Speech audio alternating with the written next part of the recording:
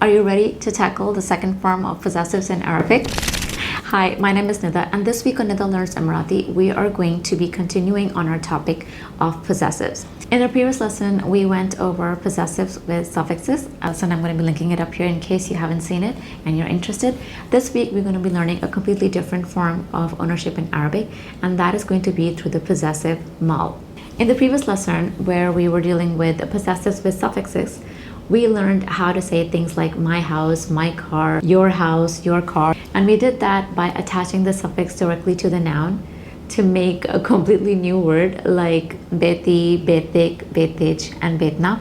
This week, however, we are going to learn how to say this is my house, this is your car, this is our house, and so on. And for that, we use the possessive maal. Now, I'll be very honest with you. I have had a lot of trouble with this topic, around as much as I did with the possessives with suffixes. But again, don't worry, if that's you, then I'm here to help. With this lesson, I'm going to hopefully clarify the use of the possessive maal for you. And by the end of it, you will be able to use it confidently in your Arabic conversations. Here's the golden rule that you need to understand with maal. If you understand this rule, it's going to make it so much more easier for you to be able to use it.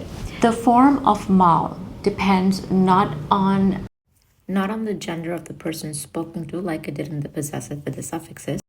Instead, it depends on the gender of the noun itself.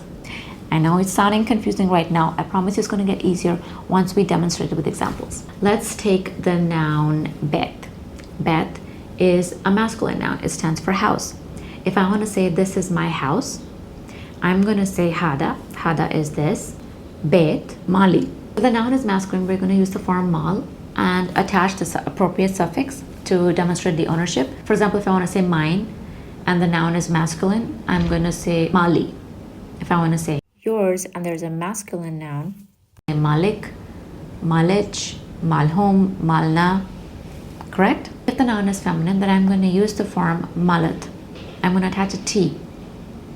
In the possessive suffix, we would attach the T to the noun, right? For the feminine nouns, we would remove the H, attach the T to the noun.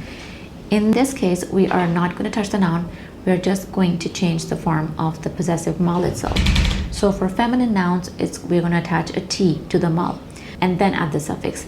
For example, if I am talking about a car, sayyara, and I want to say my car, I'm going to take maal, attach a T to it, and then I'm going to attach the suffix. For mine, the suffix for mine is the same. It's E, so malti. The sentence will be hadi sayyara malti. So the noun is the deciding factor. The noun is going to decide which form the possessive maal takes. Here's a quick table that is going to explain to you the different forms of the possessive maal, and it's also going to show you the suffixes that you need to attach to it to show ownership or possession. Okay, now let's practice a few examples to really drill it into our heads. This phone is mine. Hada التليفون مالي. Now let's do a feminine noun. This coffee is his. Hadi القهوة Malta. Let's do one more for practice. This car is theirs. Hadi السيارة مالتكم.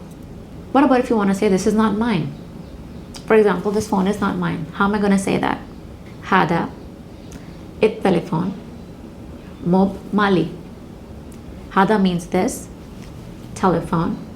Mob is not. Mob stands for not. So this telephone is not mine. And notice I use the masculine form of maal because telephone is a masculine noun. And that's it. I hope this lesson made it easy for you guys to understand the use of the possessive maal. I know it was confusing. Hopefully this lesson made it a little bit easier. Now, here's a little exercise for you guys. I'm going to give you a phrase. This telephone is hers. I want you to write the response in the comments down below. And if you found this video interesting and if you're interested in learning Emirati Arabic with a learner, then do follow me and let's get fluent one lesson at a time.